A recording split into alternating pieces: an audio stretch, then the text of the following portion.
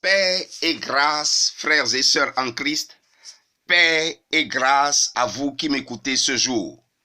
Notre exhortation de ce matin a pour titre « Ne manquez pas le rendez-vous de Dieu ». Amen. Dieu a pris rendez-vous avec les hommes pour leur accorder une autre grâce après leur chute. Remarquons qu'après la chute, les hommes se sont vautrés dans le péché et l'iniquité et leur vie est devenue une vie d'errance et d'insatisfaction. Mais Dieu qui nous a créés et qui nous aime nous donne une nouvelle grâce en Jésus-Christ pour non seulement revenir à lui, mais aussi échapper aux conséquences désastreuses qui attendent les pécheurs. Êtes-vous conscient du rendez-vous avec Dieu? Nous allons aborder 2 points dans notre exhortation.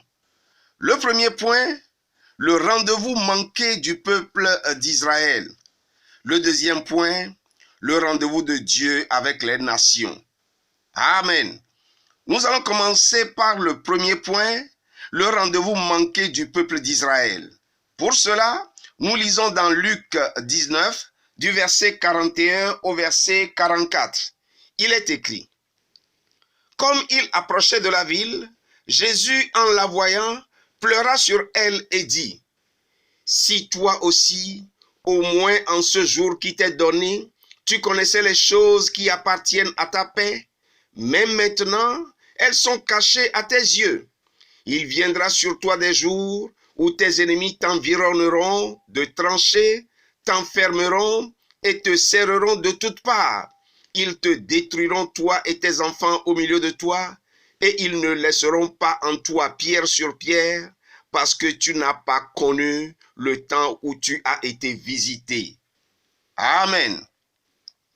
Après la chute de l'humanité, Dieu s'est choisi un homme en la personne d'Abraham pour qu'à partir de lui sorte un peuple qui lui appartienne. C'est le peuple d'Israël. Dieu a manifesté sa gloire au milieu de ce peuple et c'est aussi à travers le peuple d'Israël qu'il s'est révélé à l'humanité en tant que seul vrai Dieu, créateur de toutes choses. Mais le peuple d'Israël n'est pas resté fidèle à son Dieu. Il a corrompu sa voix. Dieu, dans son immense amour, a envoyé son Fils unique Jésus-Christ pour sauver tous les hommes de la terre, en commençant par Israël, son peuple. Mais Israël n'a pas connu le temps où Dieu l'a visité et il a manqué son rendez-vous avec Dieu. Après ce rendez-vous manqué, le reste de l'histoire du peuple d'Israël n'a été qu'une grande et longue tragédie jusqu'à ce que Dieu les rassemble de nouveau sur leur terre en attendant le grand et terrible jugement.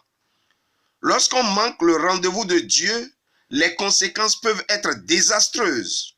Amen. Nous passons au deuxième point, le rendez-vous de Dieu avec les nations. Dieu a-t-il rejeté le reste de l'humanité? Non. C'est pour cela aussi que Jésus-Christ est venu sur la terre. Nous lisons maintenant Jean chapitre 3, les versets 17 et 18. Il est écrit: Dieu en effet n'a pas envoyé son Fils dans le monde pour qu'il juge le monde, mais pour que le monde soit sauvé par lui.